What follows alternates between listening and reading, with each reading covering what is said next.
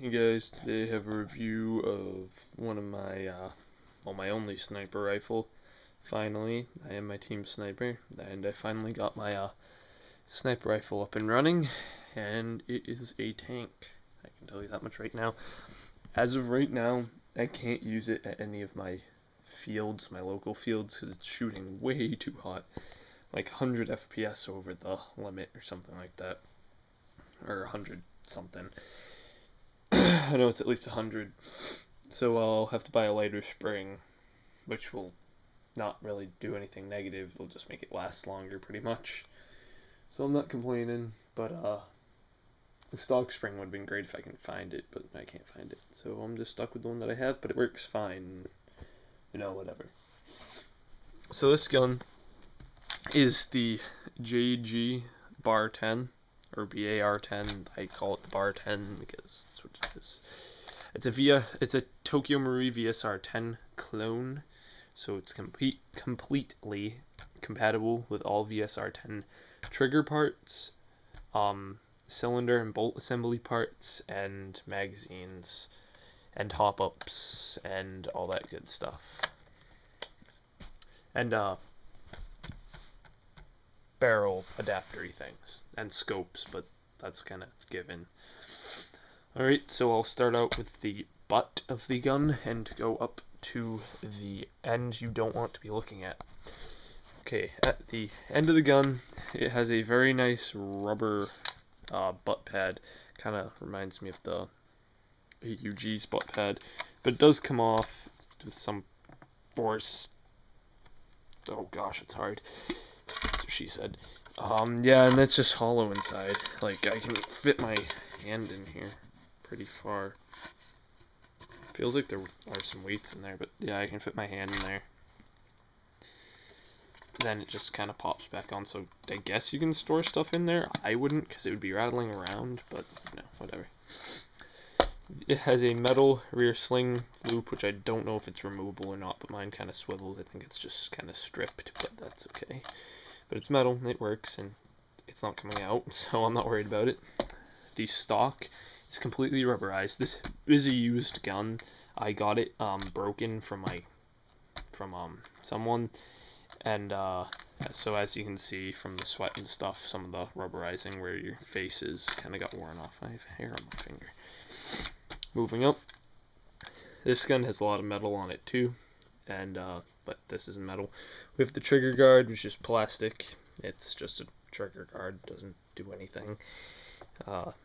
We have the trigger, which I have mine set kind of heavily. For most snipers, that would be like ridiculous trigger pull, but I like it. I personally like this trigger pull. Moving up, we have the bolt handle, which is made of metal, probably just pot metal. Hasn't broken yet though, so and the end of the bolt, it has a rail. This one that I did get does come with a scope, but this is not the scope. The scope that it comes with is a 3-9x40. I mean, yeah, 3-9x40, I think. Just like this one, 3-9, but it illuminates too. This is a Simmons 3-9x40. I love this scope. And it has adjustable eye relief right there, and adjustable zoom. But I have my zoom set for, I have my scope set in for 4 times, not 3, because 4 is kind of like an all-around good number. If I zoomed in anymore, it'd probably be like perfect, because this does shoot a little high. We got the turrets and everything. We have a full metal rail on top. You guys, there we go, right there. Full metal cylinder.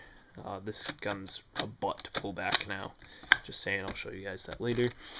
We have a full metal trigger box stock, but I have the steel Airsoft GI trigger sear set,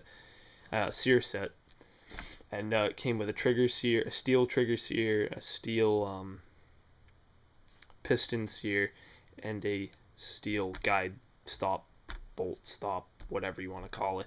And they're holding up amazingly. I haven't had any problems with it yet, so I'm not worried about that. Well, except for the fact that it was getting caught and it wouldn't shoot until I'd like pull the trigger and it would stay back, and then I'd have to push it forward and jam it, or lift up the bolt a little bit, and then it would shoot. It was really weird, but I just filed it down a whole buttload, so now it's nice and smooth. And I lubed the crap out of that so it would work perfectly. And I lubed the crap out of my bolt too. So moving up the gun, sorry about that, it was kind of a long rant. We have a full metal barrel, very nice. This gun will not break on you very easily. Internally, stock, it's pretty good for, it'll last you probably about a year, year and a half. That's how long this one lasts, but if you upgrade it, it'll be even better. On the other side, on this side, we have nothing. Oh yeah, and one thing I did forget is the safety right here, right there. Back is on safe, and I can't pull the trigger all the way back, and forward is fire. Also, when you push the bolt up, it's another safety, and you can't shoot until you push it down, then you can shoot. So just in case your safety breaks, or if you take it out, you still have that secondary safety. We have the mag release, which is just a button right there. You just push this and pull these two things while you push it.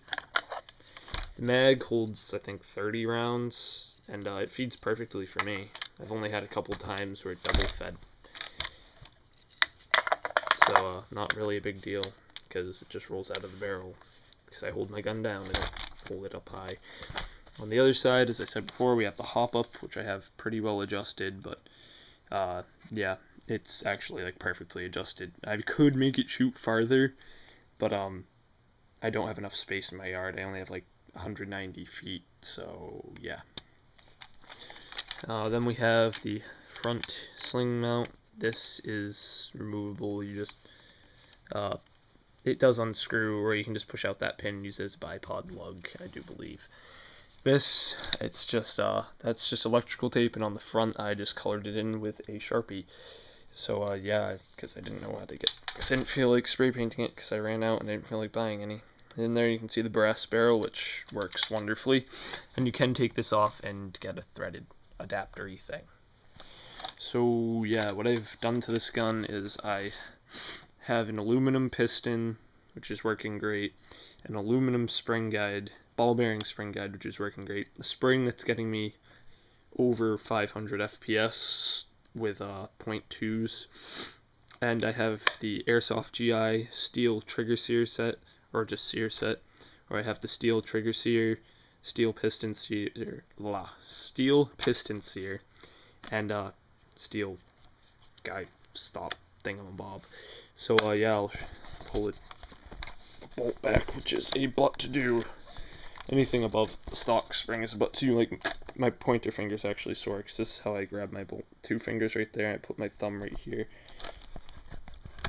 Oh gosh, it's kind of hard to do when it's not up against your shoulder. So, yep, no slam firing, yay! I don't have any BBs in this, just in case you're wondering. So yeah, this is how loud it is upgraded with my upgrades. As you can see, it's kind of loud. Oh yeah, and a problem I did have was, I don't know if anyone else had these problems, but see those pins right there? You might be wondering why it's all like scratched up and everything in the back. I had to make my own pins because out of steel, because the pot metal ones fell out, all of them, but the top one fell out, and I didn't notice it. I was like, whoa, why is my bolt so hard to pull back? And I realized this was wiggling a lot. It wasn't the screw, it was because I only had one pin left. So yeah, it's kind of a fatal flaw, but I don't know heard of this ever happening to anyone else's, but I fixed it. I got I had a steel rod that was a little bit bigger than the holes, and I just rammed it in. I measured it, sawed it off, then hammered it in there, and then just filed it down so that it fits perfectly. So yeah. Here's my scope. I found a perfect way of doing this. Watch this, guys. I used to have a perfect way of doing this. There we go. Right there. Oops. It's pretty. Sorry, I'm completely failing. I don't know why.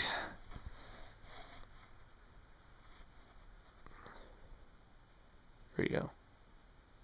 Right there. Alright, sorry about that. That was kind of a fail. And the BBs I use are KSC Perfect .3s. These things give me a lot of power and really great accuracy. I can hit a person-sized target at 200 feet every single time. And then I just have a speed loader that I carry around with me. I might buy an extra mag for this, except if I'm going to be sniping, I shouldn't have to have an extra mag. But I might get an extra mag for this. Ooh, I forgot I had that loaded. That was kind of a fail on my part. I'm definitely going to be buying some more BBs, and when I do that, I will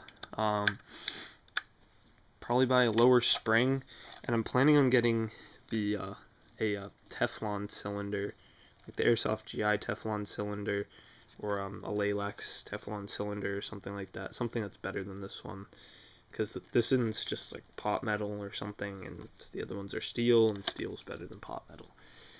So yeah, I'll have to get a shooting test out for you guys. I'll probably just do a 200-foot test, because just to show you guys the accuracy. So that's been the hideously long review of my upgraded JG Bar10.